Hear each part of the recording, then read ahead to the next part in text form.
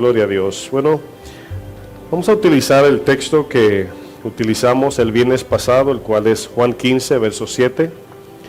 Vamos a continuar a la segunda parte dentro de la serie La vida y el comportamiento del cristiano. Y vamos a estar viendo la segunda parte de cómo el Evangelio nos cambia. Cómo el Evangelio nos cambia.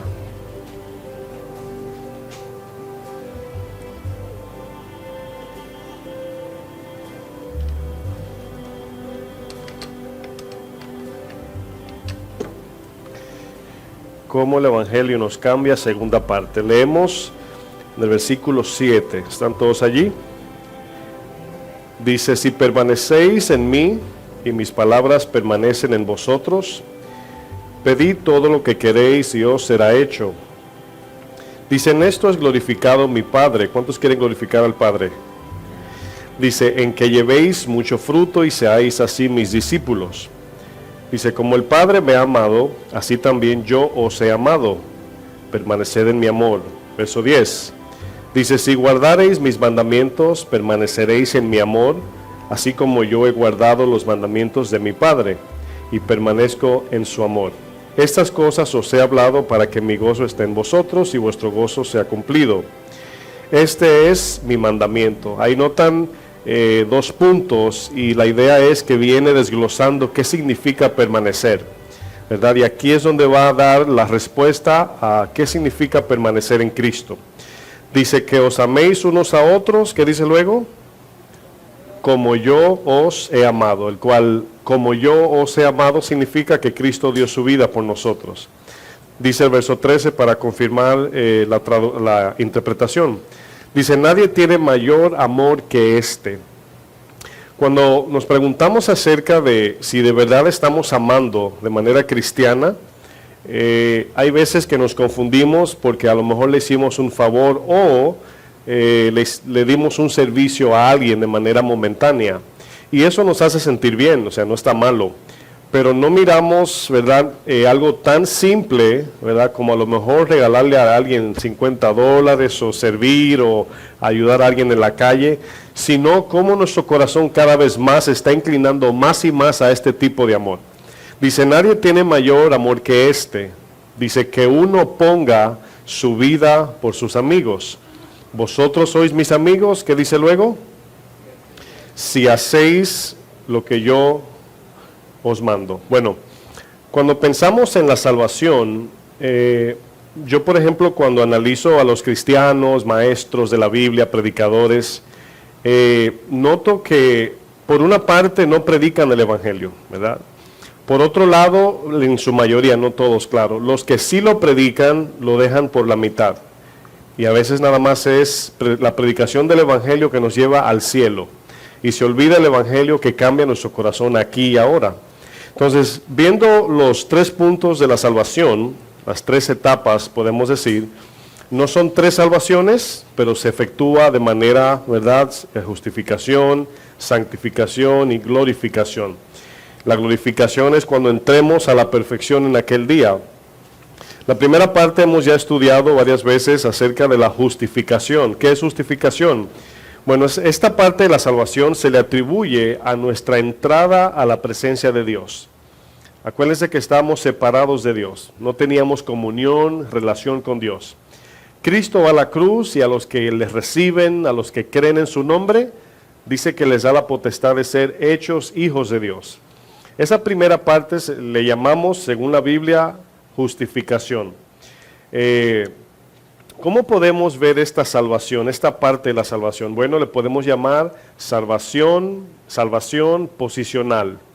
Bueno, ¿por qué se llama salvación posicional? Romanos 5:1, si me acompañan, nos ayuda a entender un punto importante acerca de la primera parte o la primera etapa o fase, podemos decir, de la salvación. Romanos 5, versículo 1. Usted conoce el texto. Y a lo mejor se lo sabe de memoria. Justificados pues por la fe, tenemos paz para con Dios. Ahora, esta palabra tenemos paz significa que antes no estábamos en paz con Dios, estamos bajo condenación. Vemos Juan 3:36, donde dice que el que rehúsa creer en el Hijo está bajo la ira de Dios. Efesios 2:3 también dice lo mismo. Éramos por naturaleza hijos de ira. Y esta parte del verso 5:1 dice, justificados por la fe. Fuimos hechos justos ante Dios, ¿por qué? Por la fe, ¿verdad? No que hicimos nada para ganarnos esa justicia, sino que Cristo el justo, al creer en su obra, ahora somos justificados. Dice para con Dios, es decir, esta fe nos pone en una posición, esa es la idea, en paz con Dios, ¿verdad? Bueno, Colosenses habla del acta de decreto que nos era contraria, una acta, ¿verdad?, que estaba firmada con todos los nombres de aquellos que no tienen al Hijo de Dios, ¿verdad? Y esa acta de decreto dice que la condenación de Dios era para nosotros, pero Jesús vino, fue a la cruz y por su fe, por mi fe en Él, en lo que Él hizo, fuimos puestos, por eso le llamamos salvación posicional, fuimos puestos delante de la presencia de Dios. Pero la segunda etapa de la salvación, ¿verdad?, como conocemos, es la santificación. Y un ejemplo, lo hemos usado múltiples veces, es el Éxodo, donde el pueblo, la primera parte, cuando salieron, podemos decir, esa es la justificación. La segunda parte es el desierto, el proceso del corazón. Dice el Señor, te llevé al desierto para saber lo que había en tu corazón, a ver si habías de poner en práctica mis mandamientos. Y esta etapa, el cual es la parte 2, la santificación, en esta etapa es donde inicia el proceso de purificación. Diga conmigo, proceso. Ahora, yo pienso que muchas veces nos desesperamos en lo que es el proceso del cambio del corazón. Queremos que con una leída de Biblia, 3 oraciones, ya nuestro corazón sea así como el de Jesús. Y no funciona así, es un proceso, es un camino. Si se dan cuenta, en Egipto la salida era instantánea, pero el desierto tomaba tiempo, ¿verdad? Y aquí es donde vemos la diferencia entre posición y condición. Hay una diferencia, posición y condición. Bueno, posición habla de la entrada a la presencia de Dios, esa es nuestra posición, ¿verdad? Ahí nos encontramos. Habla de la entrada a la presencia de Dios, al lugar santísimo, por así decir. Pero luego, por otro lado, tenemos la condición. Y la condición habla del estado del corazón de cada ser humano, ¿verdad? Hay una diferencia. Por ejemplo, vamos a pensar en un empresario que tiene una empresa multimillonaria. Pero este hombre, camino a su casa, el cual el camino es como desértico, se le daña su carro. Y no tiene por allí señal en su teléfono, no sabe arreglar el carro, no tiene cómo arreglarlo, está estancado. Ahora, ¿cuál es la posición de este hombre? Es empresario. ¿Cuál es la condición? Está estancado. Ahora se dan cuenta que su posición no tiene nada que ver con su condición, ni su posición le ayuda a la condición en este caso. Entonces son dos cosas diferentes. Él puede ser empresario, puede ser lo que sea, pero su posición empresarial no le ayuda a arreglar el carro. Entonces una cosa es posición, fuimos puestos en paz con Dios, pero nuestra condición todavía necesita ser perfeccionada. ¿Cuántos se está entendiendo? Bueno, posición y condición. Ahora estamos en la posición frente al Señor, pero todavía nuestra condición, ¿cuántos todavía pecan? No tienen ni que decir amén. Bueno, nuestra posición es de cristianos. ¿Nuestra posición es de qué? De cristianos. ¿Y nuestra condición? Pecadores. O sea, todavía pecamos. Entonces, la razón es como un paciente frente a un doctor que le va a hacer una cirugía. En el momento que el paciente se acuesta en la camilla, ¿cuál es su posición? Está acostado, preparado para entrar a la parte quirúrgica, la cirugía, pero su condición está enfermo. Entonces, de una manera similar, Cristo nos puso en la camilla del Señor. Esa es la idea, la primera parte. Pero por otro lado vemos que tenemos que permanecer para que entonces el doctor, por así decir, nos haga la cirugía del corazón. Esa es la condición. Bueno, corremos el peligro de que aún siendo cristianos, nacidos de nuevo, lavados por la sangre de Cristo, ¿verdad? Perfectos, hechos perfectos una vez y para siempre, Corremos el riesgo de olvidar que nuestro corazón todavía no está completamente perfeccionado. Ojo con eso, no debemos tomar eso como una excusa, ¿verdad? No soy perfecto y seguir pecando, sino entender que estamos en un proceso progresivo donde vamos camino a esa santidad. Aquí es donde a muchos cristianos se le queda el pan en la garganta y no se lo pueden tragar, porque conocen una parte del Evangelio, el cual dicen, Cristo me salvó y voy al cielo, pero no todo evangélico, si puedo llamarle cristiano, sabe que el Evangelio también fue dado para cambiar nuestro corazón. De otro modo, Cristo nos hubiera salvado y se hubiese ido y no nos deja Espíritu Santo, ¿verdad? El Evangelio no solo salva de la condenación eterna de Dios, sino que también nos salva de nuestro propio corazón pecaminoso. ¿Por qué usted cree que la Biblia dice, sin santidad nadie le verá? ¿Por qué dice eso? Porque obviamente hay un proceso de santificación, el cual aquí en la tierra no llegaremos a la perfección, pero si el Señor quiere que cuando Él vuelva, estemos en las manos del cirujano. Si el Señor vuelve y nos encuentra en el mundo, brincando y pensando en cosas vanas, fuera del camino de la fe, no nos vamos en el rapto. Es un punto importante en la Biblia que no nos enseñan. Por ejemplo, Hebreos 12:14 dice, seguir la paz con todos y la santidad, sin la cual, ¿qué dice? Nadie le verá. Me llama la atención que este versículo dice paz primero y luego santidad. Si usted ve las justificaciones para ponernos en paz con Dios, al ponernos en paz con Dios, recibimos la paz de Dios. Y al recibir la paz de Dios, podemos ser con el prójimo pacificador. ¿Sí entendieron el ejemplo? Entonces, la primera etapa de la salvación, ahora tenemos paz con Dios, por cuanto tenemos paz con Él, Dios nos da paz, y ahora podemos tener paz con el prójimo, gracias a ¿quién? A Dios. Pero lo segundo es la santidad, y el proceso de santificación nos da santidad. Ahora, hay lo que entendemos que la Biblia nos llama santos. ¿Por qué nos llama santos de Dios? Bueno, posicionalmente somos santos, pero no en condición. Por ejemplo, Cristo nos santificó ante el Padre. El Padre nos ve cuando caminamos en fe como perfectos. Dice Primera de Juan que la sangre de Jesús nos limpia de toda maldad. Entonces significa que al andar en obediencia, aún no soy perfecto, Dios me ve como perfecto, aunque el mundo no me vea perfecto. Esa es la posición. Pero nos damos cuenta que en condición, ninguno de los que estamos aquí somos santos.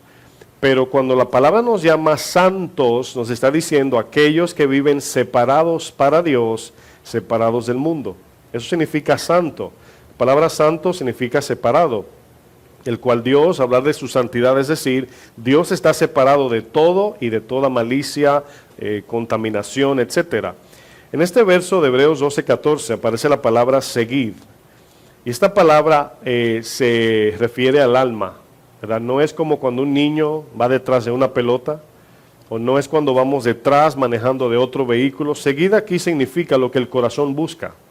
Significa ir detrás de, significa codiciar también. Significa inclinar el corazón a, en este caso, a la paz de Dios. ¿Y saben lo que hace la paz de Dios? Que nos calma, nos da paz, tranquilidad, gozo.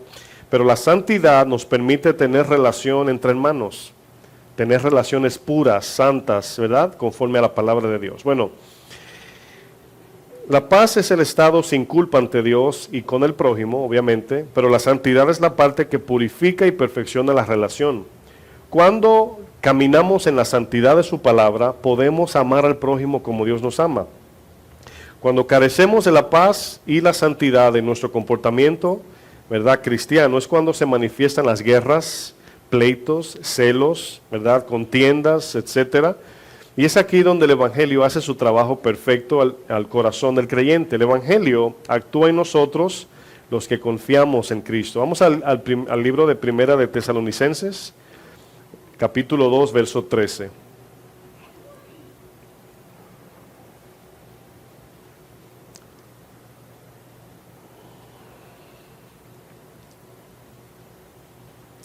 El domingo voy a hablar de un tema que nos va a ayudar a corregir y a quitar de nuestras oraciones cosas que Dios no contesta. A veces pedimos cosas que no son bíblicas, ¿verdad? Por ejemplo, para darle un preview, un trailer de la película. A veces decimos, Señor, quítame este enojo. Bueno, la palabra dice, quítese de vosotros todo enojo. Entonces, no podemos pedirle a Dios lo que Dios nos está pidiendo a nosotros. ¿Se dan cuenta del problema? Podemos estar postrados llorando, quítame, quítame. El Señor te mira y no puede hacer nada. ¿Por qué? Porque el Señor nos está mandando a nosotros a quitar eso, en sentido, ¿verdad? Usando ese ejemplo nada más. En 1 Tesalonicenses 2:13, es un texto que me gusta mucho porque tiene palabras que nos ayudan a entender muchas cosas. Por ejemplo, Pablo comienza en este verso hablándole a los de Tesalónica en la actitud cómo recibieron la palabra. Por ejemplo, usted me está escuchando a mí, yo soy un ser humano igual que usted. Usted puede decir, ¿verdad? El pastor ahí hablando lo suyo, ¿verdad? O puede pensar, el pastor Dios lo está usando y las palabras que está hablando vienen de Dios, aunque él no es el que está dando la palabra, en sentido de poder y cambio del corazón. Entonces, Pablo está contento con esta iglesia y dice que no cesa de dar gracias. Fíjense lo que dice. Dice, por lo cual también nosotros, ¿verdad? Pablo aquí incluye a los colaboradores del Evangelio que andan con él. Dice, sin cesar damos gracias a Dios, de que cuando recibisteis la palabra de Dios, que oísteis de nosotros. Fíjense de dónde viene la palabra. ¿De dónde viene la palabra? De Dios. ¿Pero de quién la oyeron? De Pablo en este caso, ¿verdad? O de ellos. Dice, la recibisteis no como palabra de hombres, no como algo vano, vacío, sin sentido, sino según es en verdad la palabra de Dios, la cual actúa en vosotros, ¿qué dice? Los creyentes. Ahora, me gusta que usa palabra creyentes porque nos está dando una instrucción o nos está dando una enseñanza de en quién opera la palabra. No en todo cristiano, pero sí en todo creyente. Y suena raro esto que digo. ¿Un cristiano puede ser no creyente? Bueno, no en el sentido posicional, pero sí en estilo de vida. Un cristiano puede ser cristiano y vivir fuera del camino de Dios. Puede que una vez el Señor alcanzó a uno de los cristianos, pero no caminan en esa fe como los que salieron de Egipto. Es el ejemplo, mejor ejemplo que podemos usar. El Señor utiliza en Hebreos, en Pedro, en Judas, el libro de Judas, diciendo, acuérdense de aquellos a los que yo saqué de Egipto, no caminaron en obediencia. A los que salvé, en otras palabras. Y dice, no entraron a la tierra prometida porque andaban en desobediencia. ¿Y por qué no entraron? Por su incredulidad, porque no andaban en obediencia. Entonces vemos cristianos en este sentido sacados de Egipto, usted y yo fuimos sacados del mundo en posición, estamos en paz con Dios, pero nuestra condición del corazón todavía sigue igual. Es como que el cirujano está trabajando y tú quieras salir corriendo y él no ha terminado. Entonces el desierto tenía un propósito, hablando del Antiguo Testamento. ¿Cuál era? Tenía el propósito de matar, espiritualmente hablando, el deseo de Egipto. Ese era el propósito. Ellos salieron en cuerpo, pero sabemos que en Números 11:4 dice que tenían un vivo deseo todavía. Todavía caminando en dirección tenían su corazón en dirección contra, o sea, hacia Egipto. Entonces, cada vez que se le demandaba algo, podemos ver, yo miro mucho el Éxodo para ver nuestra condición de hoy. Porque la razón por qué no creyeron es porque tenían la mente en Egipto. La razón por qué nunca maduraron es porque amaban más a Egipto. La razón por qué no podían avanzar es porque tenían como plan B, si esto no funciona, nos vamos a Egipto. Y así hay gente en la iglesia con la mente en el mundo todavía con la mente en que quiero aquello, así como Asaf por un momento salió, y gracias a Dios que fue momentáneo, pero dice casi resbalo, casi tropiezo, dice él, ¿verdad? Al ver la prosperidad de los impíos allá afuera. No digo allá afuera a la calle, sino en sentido figurado. Dice ese verso, la palabra de Dios, la que actúa. Ahora, ¿qué significa actuar? Es la palabra energeo griega. Esta palabra actuar significa que cuando usted y yo estamos caminando en la voluntad de Dios, entiéndase, en obediencia a la palabra, el Espíritu Santo está trabajando internamente en usted y yo. Esa es la idea de actuar. Ahora, usted puede tomar un versículo bíblico y no es mágico, ¿verdad? Voy a obedecerlo, ¿verdad? Para cualquier tipo de uso personal, no funciona. Tiene que ser con la actitud correcta, confiando en Cristo, sabiendo que hacemos la voluntad de Dios conforme a su gloria. Entonces, el Señor está mirando Vamos a hacer un ejemplo práctico. Imagínese usted que usted ve un verso, ¿verdad? Y el Señor mira, fulano está leyendo la Biblia. El Señor lo primero que mira es el corazón. Dice, ¿con qué? No importa que levantes la Biblia, ya no significa que ya estás bien con Dios. Dios mira el corazón, porque hay falsos que tienen la Biblia, ¿verdad? Entonces el Señor te mira y dice, ok, está estudiando para obedecerme. En ese momento surge que Dios te dé entendimiento, te revela, te ilumina, ¿verdad? Porque vas a usar la palabra conforme ella fue entregada. Entonces, una vez estudias, ahí viene ahora la prueba. Y cuando viene la prueba de fe, el Señor dice, Satanás se le paró alante, ¿verdad? A fulano, a fulana. Lo voy a dejar que Satanás tiente. El Señor no va a hacer nada. Ahora, cuando tú digas en tu corazón que vas a obedecer a Dios, ahí viene el poder del Espíritu para fortalecerte. ¿Sí van entendiendo cómo opera la palabra? Entonces, cuando viene la prueba, en ese momento Dios ve tu mente, tu corazón, si le estás pidiendo ayuda, si le estás pidiendo dirección, en cada momento, hasta que esto se convierta en un hábito de vida. Y el Señor dice, bueno, ya leyó la Biblia con la actitud correcta, le di la iluminación, ahora viene la prueba. En esa prueba tenemos que depender del Señor y pedirle que nos dé fuerza. Y cuando estamos existiendo, el Señor nos va a dejar hasta el fin. Cuando termine la prueba que la hayamos pasado, el Señor cambia nuestro corazón. Es el proceso de cambio. Entonces dice que la palabra está actuando, no es que la palabra hace lo que debemos hacer, sino que nosotros al obedecerle a la palabra va cambiando, nos va regenerando. Y lo primero que cambia en nosotros es el deseo. Morimos al deseo del mundo, crecemos en el amor a la voluntad de Dios y su gloria. Esa es la santificación. Si nos preguntamos por qué hay guerra, envidia, celos, pleitos entre nosotros los seres humanos. Y Santiago 4.1 en esta versión, ¿verdad? Palabra de Dios para todos. Fíjense en esta versión lo que dice. Dice Santiago 4.1. Esta pregunta quiero que la vayan leyendo despacio. Lean como que nunca han leído. Así despacio y como curioso, ¿verdad? ¿De dónde vienen, verdad? ¿De dónde vienen todos los conflictos y peleas? ¿De dónde vienen? ¿De dónde surgen? En otras palabras, ¿dónde se origina el pleito? ¿Verdad? Dice el mismo verso. Vienen de ustedes mismos. Bueno, nos preguntamos cómo. Ahí sigue diciendo, ¿de sus deseos qué? Egoístas. Bueno, yo sé que algunos tienen otra versión, la Reina Valera. De sus deseos egoístas que siempre están librando una guerra en su interior. La palabra pasión que usted tiene, ¿verdad? La mayoría de las Biblias dicen pasión. Es la palabra, se dice hedone en griego, porque lleva J, pero es hedone. De donde viene la palabra hedonismo, ¿verdad? Voy a definir esa palabra en un momento. Quiero leer esta versión, es una versión en inglés, pero yo la traduje al español porque tiene mucha definición. Lo dice así. Dice, ¿qué conduce a las interminables disputas y conflictos entre ustedes? ¿Verdad? Dice, ¿no provienen de tus deseos hedonistas? Así dice esta versión. Que libran una guerra en tus miembros corporales luchando por el control sobre ti. O sea, la pasión está luchando por controlarte a ti, como a Caín. Entonces, si usted se da cuenta, cuando usted y yo nos enojamos o peleamos, es porque cada quien quiere hacer lo que quiere hacer. Nadie está buscando hacer la gloria de Dios, sino ese deseo, esa pasión, lo que quiere nada más es sentirse bien. Eso es todo. Eso es todo, sentirse bien. Aquí vemos esta palabra griega, hedonismo, de donde viene la palabra pasión. Es la práctica de la búsqueda del placer a toda costa. Todo lo que me haga sentir bien, eso es hedonismo, cualquier cosa. Sea inmoral, sea legal o ilegal, no importa. Y Santiago 4.1 nos quiere decir que nuestras guerras, pleitos, enojos, celos, envidias, odio, homicidio, todos proceden del único deseo de alcanzar placer o deleite carnal. Es decir, sentirnos bien a costa del otro, cueste lo que cueste.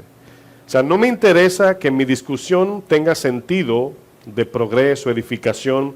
En fin, que yo gane esta pelea o este pleito o me sienta bien, es el único deseo que aquí Santiago se está refiriendo. Bueno, aquí nos damos cuenta que este tipo de deseo no tiene nada que ver con agradar al prójimo ni agradar a Dios. Tiene que ver con el pleito de nada más, ¿verdad? Sentirnos bien. La santificación implica morir a estos deseos egoístas. Eso es santificación aquí. La santificación comienza por dentro, no por fuera. Por eso hay gente que comienza a vestirse de cierta manera, ¿verdad? Hay gente que comienza a hablar de cierta manera, y esto puede ser una de dos: o el cambio interno o la demanda de su congregación o su creencia. Entonces, por esa razón nosotros no somos muy de corregir lo externo, sino enfocarnos en el corazón, para que cuando alguien obedezca lo haga para Dios, no para la iglesia ni el pastor. Debemos tomar en cuenta, como ya habíamos estudiado, el fruto, ¿verdad? El viernes pasado lo mencionamos. No es algo que debemos de mirar en un momento, ¿verdad? Ay, mira, hice algo bueno, estoy llevando fruto. No, el fruto es algo que debemos de verlo en el carácter progresivo. Cada día usted se ve más como Cristo, cada vez odia más las cosas de este mundo, cada vez usted quiere irse más rápido con el Señor, cada vez más ama la oración, su palabra, congregarse. Es la pregunta. Y si eso no está pasando, no hay proceso ni progreso en santificación. Entonces cada día tiene que haber esa inclinación donde el Señor nos lleva de gloria en gloria. Por ejemplo, 2 Corintios 3, 18, si me acompañan, fíjense lo que dice. 2 Corintios 3, verso 18. Es aquí donde vemos que el carácter va siendo formado de manera gradual, más y más a la imagen de Jesús. Nuestra meta, mis hermanos, no es nada más que crecer y parecernos a Jesús cada día. Cada día que usted comienza y termine su día, usted comienza diciendo, hoy voy a caminar como Jesús. Pero en la noche termina preguntándose, ¿caminé como Jesús hoy? Es la pregunta.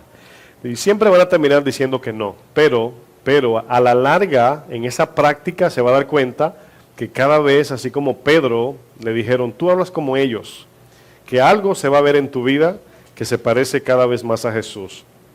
2 Corintios 3, 18 dice, por tanto nosotros todos, mirando a cara descubierta, como en un espejo, la gloria del Señor. Esos versos son un poco, vamos a llamarle misterioso, por la manera, como en la manera que presenta, ¿verdad? Lo que está presentando aquí. Por ejemplo, si nos damos cuenta, mirar al espejo, ¿verdad? Aquí no está hablando de nuestros ojos de afuera, por así ponerlo.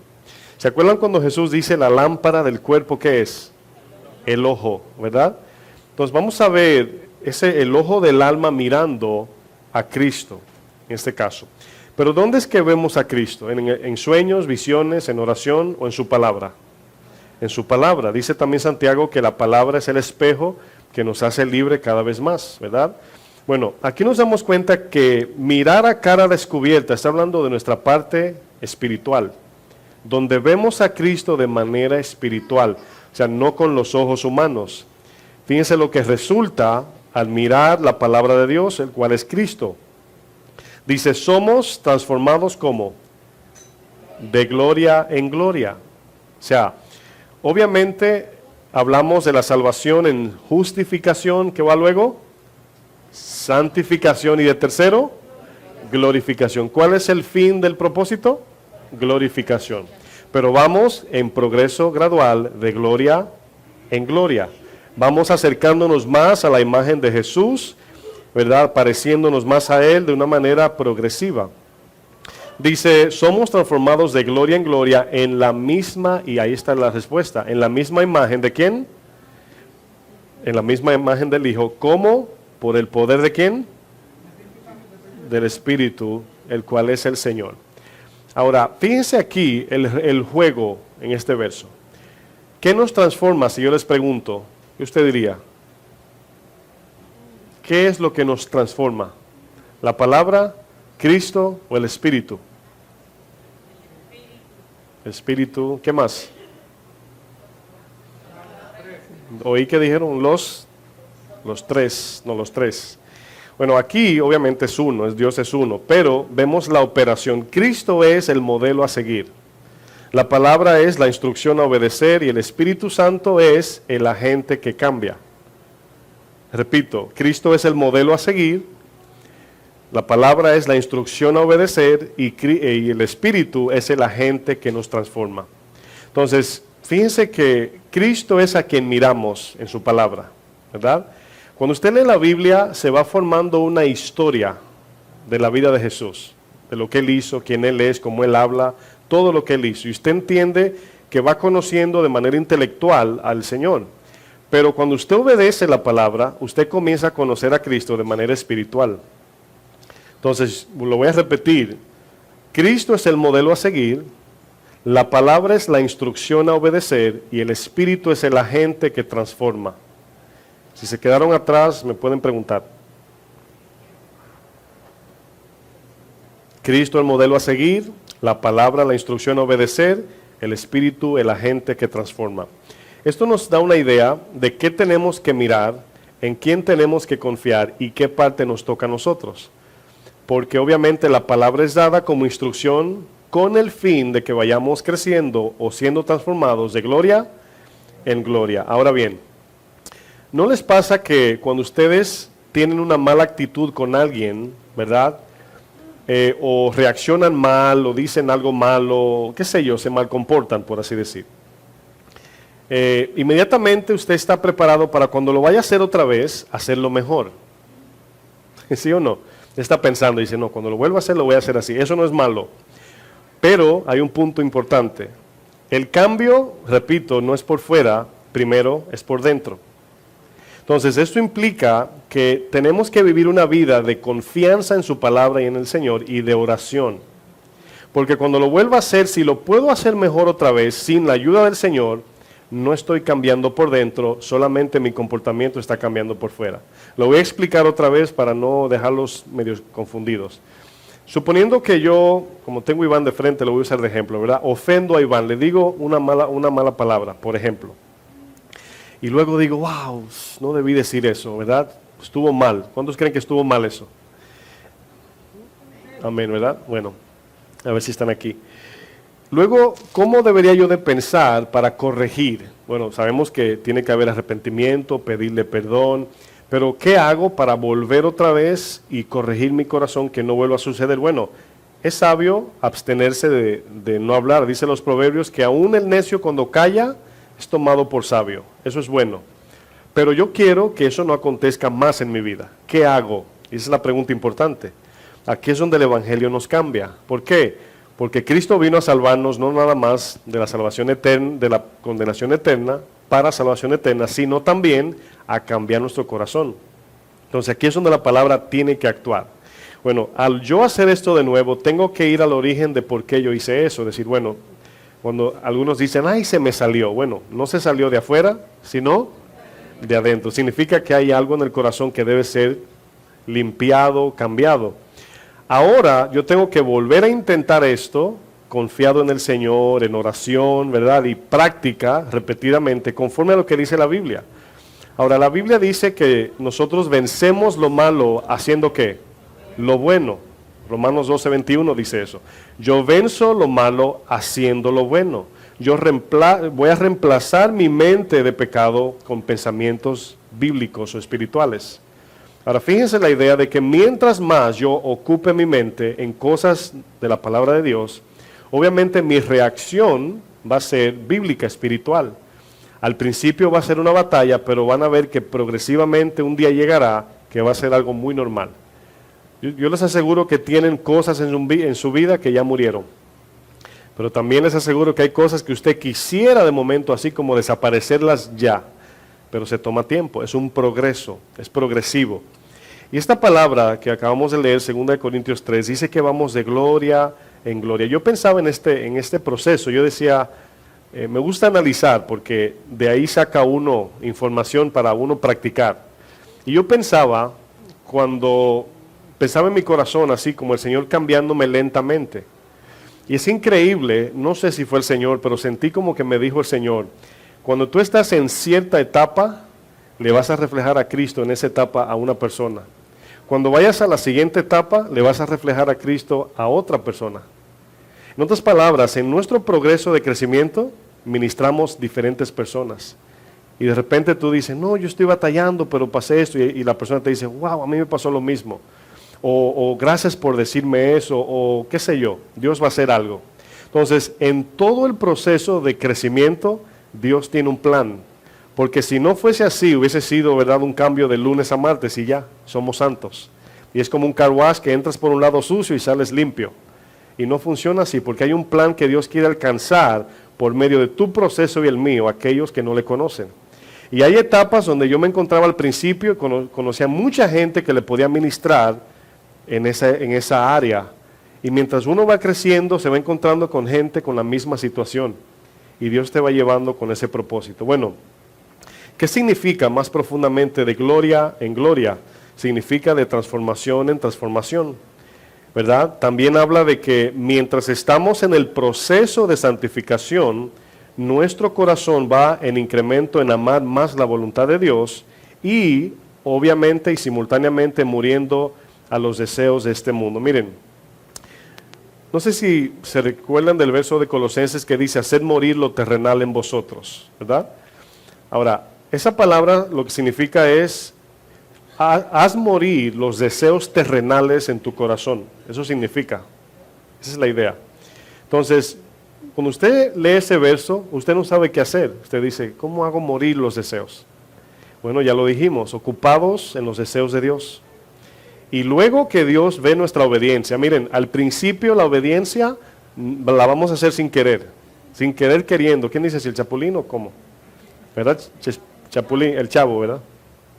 Usted va a obedecer. Hay gente que dice, yo no hago lo que no siento, yo no soy hipócrita. Eso no significa eso. Todos los que ofrendan no lo hacen queriendo. Todos los que sirven no lo hacen queriendo. Todos los que ven la Biblia y dicen perdona no lo hacen queriendo. Al principio es una lucha, pero se convertirá en un hábito normal y espiritual y cristiano. Por ejemplo, ¿no? Le voy a poner un ejemplo que dice la Biblia. Santiago 1, verso 2 dice, tened por sumo gozo cuando os halléis en diversas pruebas, ¿verdad? Ahora, ese verso nos manda a nosotros a soportar. Dice, mas tenga la paciencia su obra completa. En otras palabras, en el buen hispano, aguanten hasta el final.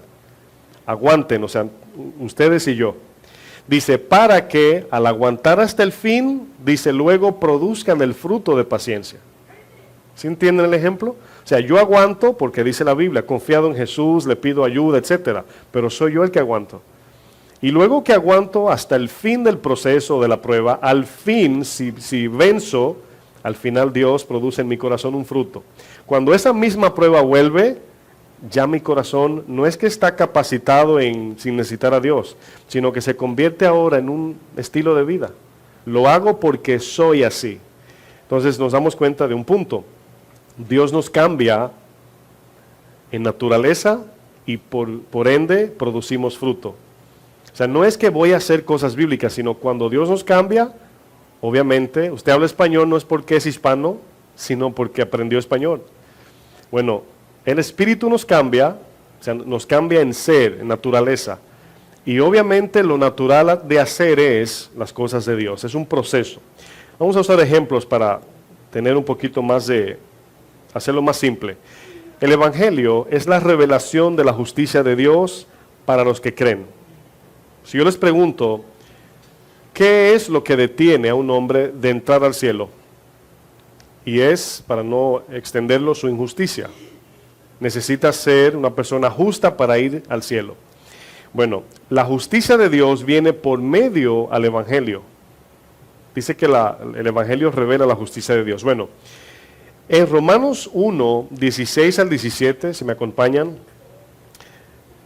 Romanos 1, del 16 al 17.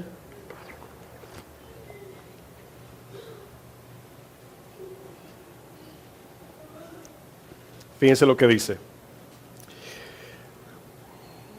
Yo voy solamente a sacar palabras de allí. No tengo el texto aquí, lo tengo que parafrasear. El 16 dice que el Evangelio es poder de Dios para salvación, ¿verdad? ¿Sí dice así? ¿Para quién? ¿Para todo el mundo? Para los que creen, ¿verdad? Los que creen en Jesús, o lo que Él hizo y en Él. Bueno, el 17 dice, porque el Evangelio, o sea, la justicia se revela por el Evangelio por fe, ¿y qué más? Y para fe. Y al final dice, más el justo, por la fe vivirá. Bueno, aquí hay dos palabras, por fe, para fe, ¿verdad? Bueno, La primera parte de la salvación ya la vimos, la justificación, ¿verdad? Por fe fuimos ¿qué? Justificados. Por fe fuimos justificados. Ahora, para ser santificados necesitamos fe todos los días. Y ahora el Evangelio, ahora lo necesitamos para fe, el cual la segunda parte es la santificación. Me explico. Usted creyó en el mensaje de la cruz. Le presentaron el Evangelio, ¿verdad? Y dijo, sí Señor, yo creo en lo que hiciste en la cruz. En ese día fuiste salvado, te justificó el Señor. Pero ahora tengo que caminar en fe para que ahora la palabra me cambie mi corazón. Y por eso el verso dice, por fe, y luego dice, para fe. Necesito fe todos los días para caminar en la palabra. Pero caminando en su palabra es como camino en fe. Vamos a usar un ejemplo para seguir desarrollando este punto. A veces parece un poquito confuso el por fe y para fe, ¿verdad? Romanos 3, 21. Romanos 3, versículo 21.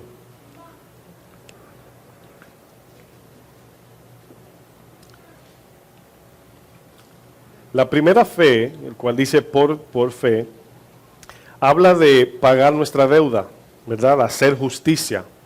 Pero para fe significa o es para hacernos justos. Esa es la diferencia. Uno paga la justicia de Dios, cubre nuestra deuda.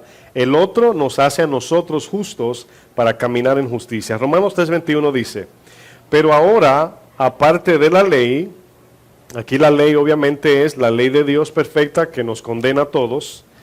Dice, aparte de esa ley, se ha manifestado ¿qué? La justicia de Dios, ¿verdad? Testificada por la ley y por los profetas. Aquí se está refiriendo directamente a Jesús, ¿verdad? En términos más abierto. 22 dice, la justicia de Dios por medio de la fe en Jesucristo, para todos los que creen en Él, porque no hay ¿qué?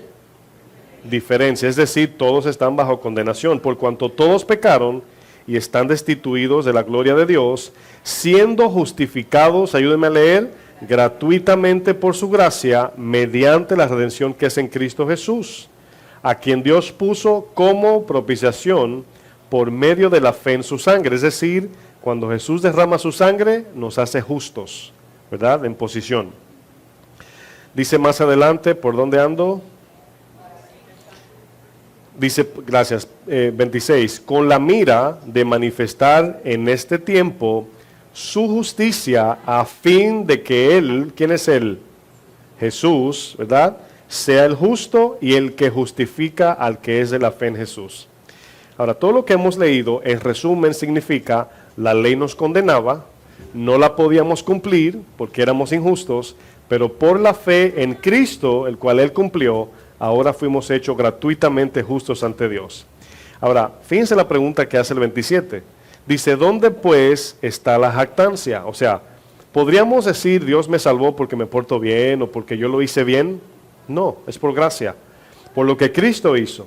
Dice, ¿queda excluida qué? La jactancia. Dice, ¿por cuál ley? ¿Por la de las obras? No, sino por la ley de la fe. Luego termina diciendo el 28, concluimos pues que el hombre es justificado por fe, ¿qué dice? Sin las obras de la ley. Ahora, aquí nos damos cuenta del Evangelio, mis hermanos. El Evangelio nos salva, la primera parte paga nuestra deuda con Dios. La segunda parte es que nos salva, cambia nuestro corazón para hacernos justos. Aquí hay un punto importante, hermanos. El Evangelio no solo paga nuestra deuda, sino que el Evangelio también cambia nuestro corazón. Vamos por un momento a sacar de nuestra mente que porque una vez fuimos salvados, ¿verdad? Ya estamos preparados para entrar al cielo. Yo pienso que eso es un engaño dentro de la iglesia, donde hay gente que está descansando y dice, bueno, ya yo me bauticé, recibí al Señor, ya voy al cielo. Y yo voy a leer Mateo 24 para que vean una advertencia a los creyentes. Mateo 24, sí, 42. ¿Qué pasaría si en el día de la venida del Señor estamos ocupados en otras cosas que no sea la fe cristiana? ¿Qué sucedería ese día? Había un pastor que nos decía los viernes, porque faltaba mucha gente, decía, el Señor vendrá un viernes, decía él. Bueno, no significa que si no nos encuentra dentro de este lugar nos vamos a quedar. Pero vamos a leer las advertencias de Mateo 24. Aquí hablando Jesús. ¿De qué color están las letras ahí? Algunos la tienen roja, ¿verdad? Mateo 24, 42. Fíjense lo que dice. Dice, velad pues, porque no sabéis a qué hora ha de venir quién. Ahora, la razón importante aquí, la parte importante es que no dice el Señor, dice vuestro Señor. ¿A quién está hablando? A creyentes, ¿verdad? Verso 43. Dice, sabed esto, que si el padre de familia supiese a qué hora el ladrón habría de venir, velaría y no dejaría minar su casa. Por tanto, también vosotros, ¿qué dice? Estad preparados. ¿Qué significa estar preparados? Bueno, es obvio, bíblicamente hablando, que no está diciendo sean perfectos para cuando Él venga. Preparado significa andar en todo tiempo en la fe, la obediencia, la confianza de la palabra de Dios. ¿Se acuerdan de las 10 vírgenes? 10 con lámparas, 5 con aceite. Bueno, habían 5 diligentes que estaban ahí. Dice, porque el Hijo del Hombre vendrá a la hora que no pensáis. Verso 45. Dice, ¿quién es pues, que dice luego? El siervo fiel. Ahora, si yo les pregunto, ¿el rapto de la iglesia viene para siervos fieles e infieles o solamente para siervos fieles? Siervos fieles. Ahora, ¿qué significa un siervo fiel? Ahí lo va a decir. Dice, ¿quién es pues el siervo fiel y prudente? Ahora, me gusta que el verso dice quién es, porque aquí va a ser una distinción. ¿Quiénes son los siervos fieles? Dice, el cual puso a su Señor sobre su casa para que les dé el alimento a tiempo. Ahora, ¿a quién está hablando aquí el Señor? Le está hablando a los líderes de la iglesia, a los judíos. Pero nos damos cuenta que todos tenemos un llamado al cuerpo de Cristo, ¿verdad? Y yo lo uso en principio de que nos dejó a todos con una encomienda. Quizás no a todos aquí dentro, pero a todos somos cristianos y debemos de dar lo que hemos recibido de gracia por gracia. Fíjense lo que dice. Dice 46, bienaventurado aquel siervo al cual cuando su Señor venga, le halle, ¿qué dice? Haciendo. Esta palabra haciendo es una palabra que va en progreso, haciendo. O sea, no dice aquel que hizo o va a ser, sino haciendo, ocupado, enfocado en la santidad de Dios, en la palabra de Dios. 47 dice, de cierto os digo que sobre todos sus bienes le pondrá, pero si aquel siervo malo dijere en su corazón, ¿qué significa dijere en su corazón en este caso? Bueno, muchos dicen cristianos en este caso, el Señor no viene por ahora, falta porque todavía el anticristo no ha venido. Para muchos, la marca de la venida del Señor es el anticristo. Muchos cristianos dicen, y es cierto, pero no es en la manera que le esperamos. Muchos dicen, no, es que el anticristo no ha venido, o todavía Jesús no viene. Pero ¿qué pasa si nos morimos? ¿Se imaginan? Dice, mi Señor tarda en venir. Obviamente esto es una excusa para hacer lo que uno quiere. 49 dice, y comenzaré a golpear a sus siervos, en otras maneras a no tratarlos conforme al encargo de Dios. Dice, y aún a comer y a beber con los borrachos. Dice, vendrá el Señor de aquel siervo en día que éste no espera, y a la hora que no sabe, y lo castigará duramente, y pondrá su parte con los hipócritas. Allí será ¿qué? El lloro y el crujir de dientes. Bueno, este texto en su contexto le está hablando a los líderes religiosos directamente, a los que Él les encargó sus ovejas. Pero cuando hablamos en principio de la Biblia acerca de este principio de permanecer velando, no es nada más para pastores o líderes, es para todos. Tenemos que estar siempre velando para su venida. Primera de Juan dice, el que tiene esta esperanza, es decir, la de su venida, se santifica cada día a sí mismo, se purifica así como Él es puro. El proceso de santificación, aunque es progresivo, debemos entender que no hay progreso sin vida cristiana, sin fe. No hay cambio de mi corazón si no ando en obediencia.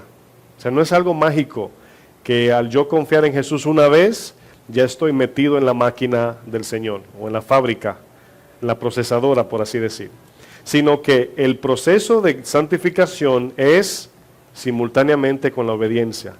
Cuando estoy en obediencia, el Señor está trabajando. Esa es la sinergia, lo que le llamamos el trabajo en conjunto que Dios hace con nosotros. Bueno, aquí nos damos cuenta de algo importante, hermanos. Si no vivimos bajo la dirección y el gobierno de su palabra cada día, nunca habrá cambio en nuestro corazón. Y yo noto que muchos cristianos le piden a Dios, cámbiame, pero no obedecen. Y no hay cambio, ¿qué dije? Sin obediencia. No hay cambio sin obediencia. ¿Cómo Dios sabe que un cristiano quiere cambiar? No es porque se lo pide, es porque obedece su palabra. O sea, es como decir, quiero bajar de peso, pero no quiero ir al gimnasio. ¿Qué está diciendo? Es un anhelo, pero no quiere. Entonces, cuando la gente ya decide, ¿verdad?, hacer algo, es porque ya verdaderamente lo anhela. Miren, vamos a usar un ejemplo con el avance de la salida del Éxodo. Vamos a ver la caminata de Egipto a la tierra prometida, Canaán. Vamos a usar eso como ejemplo para reflejarlo en el avance nuestro, de nuestro camino cristiano. ¿Cómo sabemos que estamos avanzando? Bueno, era fácil en el Antiguo Testamento porque era caminando. El avance era caminando hacia la tierra prometida. Pero nos damos cuenta que esta gente, cada día después del día número 11, ya estaban caminando en retroceso, perdiendo tiempo. Ya habían tropezado, porque según los estudiosos, vamos a poner que duraban 11 días en llegar al otro lado. ¿Duraron cuánto tiempo? 40 años dando vuelta. Ahora, eso, si lo trasladamos a lo espiritual, nos damos cuenta que no crecieron, maduraron ni entendieron, porque no iban en el plan de Dios, no iban caminando conforme al propósito de Dios, sino el de ellos. Y nos damos cuenta que ellos no llegaron a la tierra prometida porque tropezaron en el camino. Y esta palabra tropezar en la Biblia se utiliza con una traducción que significa golpear el pie. Significa tropezar, golpear el pie. Ahora, ¿qué significa que alguien de ellos que salieron de Egipto se golpeara el pie? ¿Qué implicaría? No pueden avanzar, atraso, ¿verdad? A lo mejor se salen del camino por lo cojo, dice Hebreos, para que lo torcido se enderece y vuelva a ponerse en el camino. Bueno, aquí vemos esta palabra. Quiero que vayamos a Juan capítulo 11. Juan 11, verso 9. Porque cuando hay tropiezo, es una palabra utilizada mucho en el Nuevo Testamento, ¿verdad? Dice para que no ponga tropiezo al Evangelio, Pablo decía, ¿verdad? Para no hacer tropezar, o el Señor dice, el que hace tropezar a uno de estos. Y tropezar siempre tiene la idea de detener el avance espiritual. En el pueblo del desierto, el avance era literal, era caminando en dirección A. Pero en el avance espiritual cristiano ahora es madurez. Caminamos hacia Cristo. Cristo es nuestra tierra prometida ahora.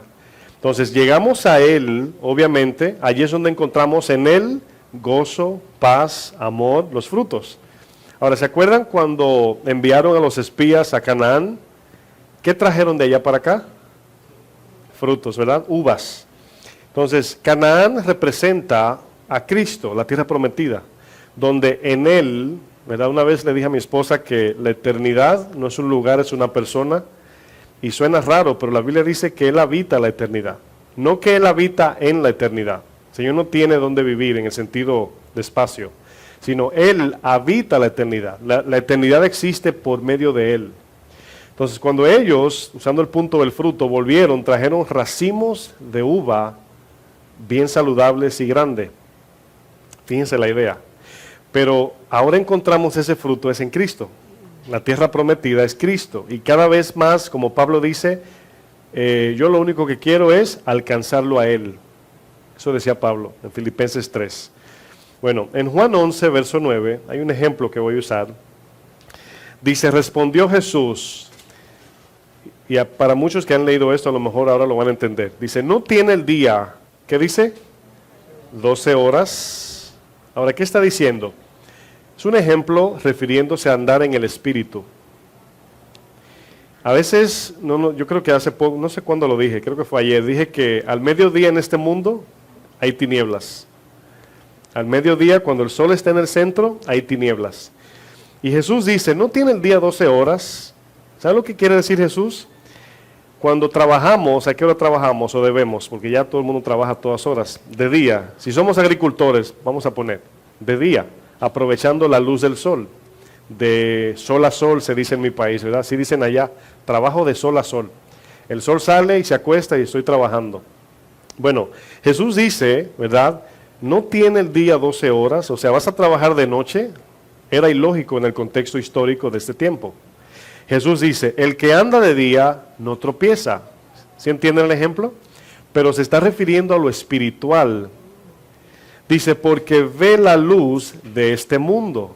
Ahora, Jesús venía de manera temporal, por así decir. Él se iba, porque luego él dice, pero el que anda de noche tropieza porque no hay luz en él. Jesús en un momento dijo, andad en luz mientras tengan luz, porque llegará momento donde será quitada. Esa era la idea. Pero ahora, este ejemplo de la luz del día se está refiriendo metafóricamente a caminar en fe, caminar en el Espíritu. Una cosa es caminar, yo puedo ahora salir camino a mi departamento. Eso no significa que voy en dirección a la voluntad de Dios, porque si Dios me dijo que fuera de este lado, voy contra la voluntad de Dios y voy en tinieblas. Miren, le voy a dar esto para que piensen. Dios ilumina su camino cuando tú lo obedeces. Dios ilumina su camino cuando tú lo obedeces. Lámpara es a mis pies tu palabra y lumbrera en mi caminar. Ven la acción allí. Entonces Dios, a veces decimos, Señor, ¿qué es eso? Dios no es así de los que te explican con palabras, sino cuando tú obedeces, paso a paso vas creciendo, entendiendo y llevando fruto. Todo simultáneamente. Todo está implícito allí. Porque a veces podemos tener curiosidad, ¿verdad? Y, Señor, ¿y qué significa esto? Y podemos en la Biblia estudiar, pero Dios no te va a hablar. Mientras avanzamos, Jesús aquí le dice, no tiene el día 12 horas, o sea, aprovechen el día, es decir, aprovechen que tienen la luz en el mundo, el cual es Cristo. Y el pueblo del desierto tenía 2 columnas caminando, ¿sí se acuerdan? Y de noche tenían una columna de fuego y de día una de la nube, ¿verdad? De humo. La de la mañana, la que estaba, ¿verdad? En el día, le servía de refrescarlos. Le cubría del sol que los quemara. Me imagino cómo llegaron, a lo mejor sin quemadura del sol, pero tenía la temperatura perfecta para llegar. De noche prendía esa columna en fuego, porque de noche el desierto es fríísimo, y le daba luz y calor. Ahora nos damos cuenta que la vida cristiana, el Evangelio, nos ha dejado algo a nosotros los cristianos. No solamente nos dio la promesa de salvación eterna, sino nos dejó el Espíritu Santo. Y el Espíritu Santo siempre, siempre, diga conmigo, siempre camina en dirección a la voluntad de Dios. Si usted no obedece, usted anda así con el Espíritu. Son puntos importantes y prácticos para entender. Si la guianza de Dios es por aquí, tú dices, yo creo que debo ir por aquí, el Espíritu no está contigo, aunque seas cristiano. Porque el Espíritu no es algo, dicen por ahí, ¿verdad? Que el Espíritu se sujeta al profeta. Y piensa que está diciendo que, no, por aquí es Espíritu Santo, ven conmigo. No. El Espíritu está presto para hacer la voluntad de Dios, no la de nosotros. Entonces, en cada paso, hermanos, entiéndanlo bien, en cada paso espiritual hay crecimiento. Porque a veces decimos, el Señor me dijo que perdonara a fulano, pero total, no va a entender. Hermanos, obediencia quiero, no sacrificio. Obediencia quiero, no activismo. No es hacer, sino lo que Dios dice. Si Él dice siéntate, ahí hay crecimiento. Si Él dice ve, ahí hay crecimiento. Si Él dice no vayas, si te dice calla, ahí hay crecimiento. Dios dice, Jesús, hasta hoy mi Padre trabaja. No, si el Señor toma un día libre, nos caemos muertos todos. Una tareita para la próxima clase. 7 puntos a entender. Le voy a dar los puntos con versos bíblicos. Número 1. Voy a relacionar esto con la clase que viene. Punto 1. La semilla es la palabra de Dios. La semilla es la palabra de Dios. Si se queda atrás en el audio lo pueden retomar. Los textos a estudiar, Mateo 13, no puse el versículo para que lean la parábola del sembrador allí, usted lo va a ver ahí, se lo va a explicar o especificar. Mateo 13 y el otro verso para el punto 1, Primera de Pedro 1:23. Lo voy a repetir para que no se sientan que lo llevo rápido. Primer punto, la semilla es la palabra de Dios. Versos a estudiar, lo pueden leer, no es que lo estudien, pero léanlo. Mateo 13 y Primera de Pedro 1:23. Punto 2, el agua es también la palabra de Dios. Mateo 13 y Primera de Pedro 1:23. Es el punto 1. Si se quedan atrás me pueden preguntar. Punto 2, el agua es la palabra de Dios. Textos a estudiar, Isaías 55 del verso 8 al 10. Isaías 55 del 8 al 10 y Efesios 5:26. Punto 3, el Señor siembra la primera semilla para el nuevo nacimiento. El Señor siembra la primera semilla para el nuevo nacimiento.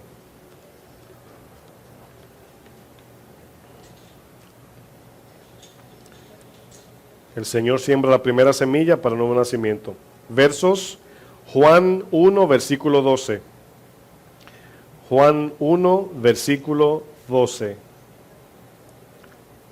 Y el otro verso, Juan 3, verso 5. Juan 1, 12 y Juan 3, verso 5. Punto 4. ¿Sigo? Ok. Punto 4. Nosotros sembramos y regamos para fruto. Nosotros sembramos y regamos para fruto. Nosotros sembramos y regamos para fruto. La idea es que cuando estudiamos la palabra, estamos sembrando en nuestros corazones para llevar fruto. Versos del punto 4, Santiago 3:18. Santiago 3:18. Gálatas 6:8. Gálatas 6:8, bueno, sería bueno decir gástala. Gasta la Biblia en tu corazón. No se gasta, pero una idea, ¿verdad? Primera de Corintios 3:6. Santiago 3:18. Gálatas, ya iba a decir gátalas. Gálatas 6:8 y Primera de Corintios 3:6. Punto 5. Este es importante. El fruto germina, puse fruto. La semilla germina en la prueba de fe. La semilla germina en la prueba de fe. La semilla germina en la prueba de fe. Verso, Santiago 1, del 2 al 4. La semilla germina en la prueba de fe. Santiago 1, del 2 al 4. Punto 6. El crecimiento lo da Dios. Punto 6. El crecimiento lo da Dios. Si alguien se queda, puedo retomar cuando termine, ¿verdad? En cualquier punto que se haya quedado. El crecimiento lo da Dios. Verso, Primera de Corintios 3, del 6 al 7. Primera de Corintios 3, del 6 al 7. Finalmente, punto 7. Nuestro corazón cambia. Así va. Repito, finalmente nuestro corazón cambia. Es que lo dividí la palabra. Y finalmente nuestro corazón cambia. O sea, el proceso se lo puse en una lista para que vean cómo llevamos fruto, ¿verdad? De cómo crecemos y maduramos. El verso es Santiago 1:4. La idea es que cuando usted lea cada punto, lo analice así, ¿verdad? Abiertamente y lea el verso. Y el verso le va a dar una idea a lo que significa cada punto. Es importante entender que el Evangelio nos cambia de adentro para afuera y la religión o la religiosidad nos cambia de afuera hacia adentro, ¿verdad? Hay una gran diferencia entre activismo y guianza. Vamos a terminar con 3 puntos que le quiero dar. Bueno, al inicio de la clase leímos Juan 15, ¿verdad? Y allí pudimos ver, todos queremos llevar fruto, ahí lo encontramos. Juan dice, el que permanece, lleva fruto, mucho fruto, ¿verdad? Bueno, el mismo verso comienza desde el verso 7 al 14, si no me equivoco, a desglosar qué significa permanecer. Permanecer es amar a nuestro prójimo como Cristo nos amó. Eso significa permanecer en Él. Obviamente, comienza diciendo, el que permanece en mí, habla de confianza en Jesús. Vamos a ser confiados en Él. Habla de la oración, de la meditación de su palabra, de que todo lo que hacemos es confiando en Él. Segundo, habla de permanecer en su palabra, de lo que Él dijo. Eso significa permanecer. Luego dice, este es mi mandamiento, y mi mandamiento es que se amen unos a otros. ¿De qué modo? Como yo los amé a ustedes, ¿verdad? No hay mayor amor en que uno ponga su vida, no es que le haga un favorcito. Ahora, aquí viene una instrucción, y es bueno ser honesto. Si no amamos en ese sentido, tenemos que ser honestos, decir, Señor, no he podido amar así. Entonces, aquí es donde vamos a la práctica, la oración y el estudio de memorizar esto para llevarlo a cabo.